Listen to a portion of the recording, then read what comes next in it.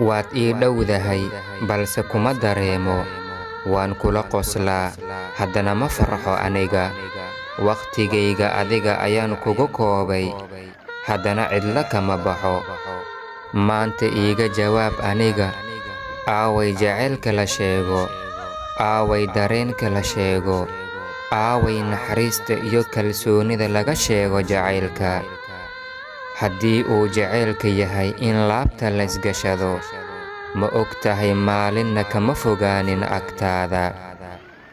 Waxaan kuu hibeeyey wax kasta oo naftayda awooday, maalinna kaama helin eray aniga i rajo geliya. Waxaan islahaa waxaad arki doontaa jacaylka dhabta ah macnihiisa, balse qaraar iyo macaan, jacayl iyo nacayb midna iigama tagin maanta.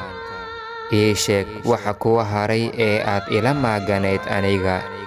Diyaar waxaan u ahay inaan fursad kale ku siiyo, haddii ayba ku farxad gelinayso adiga. Ogow, qalbigii aad jebisay oo aad khiyaantay, weliba ku ciyaartay inuu maanta ku cafiyey adiga.